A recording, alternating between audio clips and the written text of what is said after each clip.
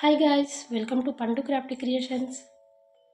Friends, మీకైతే ఈరోజు మనకి లేటెస్ట్ స్లీవ్స్ డిజైన్ అయితే మీకు చాలా ఈజీ ప్రాసెస్ చూపిస్తున్నాను. నేనైతే ఈ హ్యాండ్ డిజైన్ కోసం లెంత్ 14 తీసుకుంటున్నాను. ఫ్రెండ్స్, మనకి హ్యాండ్ ఉన్న టోటల్ మెజర్మెంట్కి ఒక 3 ఇంచెస్ తగ్గించి తీసుకోవాలి. అలాగే వన్ సైడ్ 3.5 లేదా 4 ఇంచెస్ తీసుకోవాలి. నేనైతే 4 తీసుకున్నా. మనకి 14లో హాఫ్ 7 కాబట్టి 7 ఇంచెస్ తీసుకోవాలి ఇంకో సైడ్.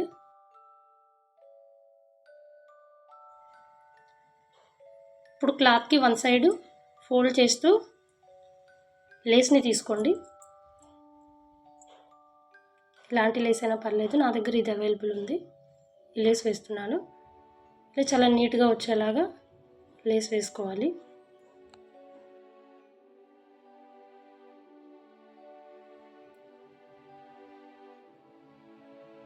నీట్గా వేసుకోండి లేస్, మనకి ఫినిషింగ్ చాలా బాగుంటుంది. చూసారు కదా, ఇలా వచ్చింది.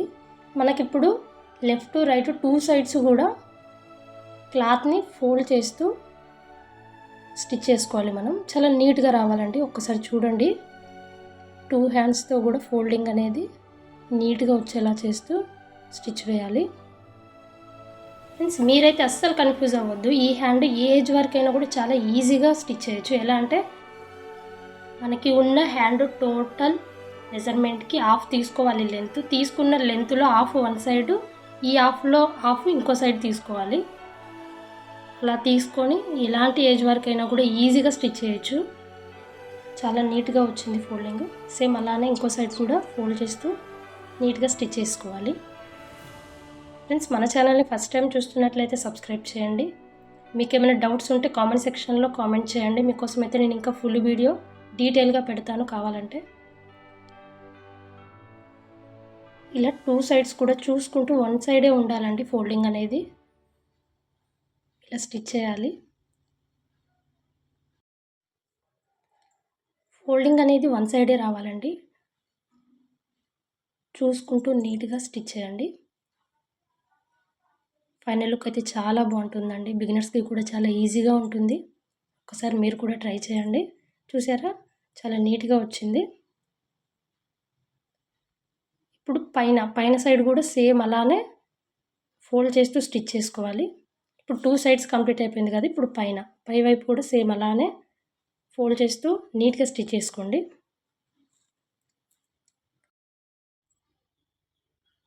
చూసారా, ఇప్పుడు లైనింగ్ క్లాత్కి అటాచ్ చేయాలి. చూసుకోండి, మిడిల్లో వచ్చే విధంగా ఒక మార్కర్తో అయితే మార్క్ చేసుకోండి, మనకి పర్ఫెక్ట్గా వస్తుంది.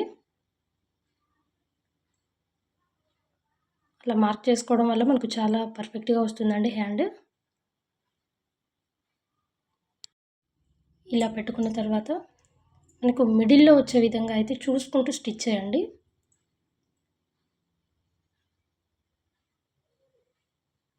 పర్ఫెక్ట్గా రావాలండి.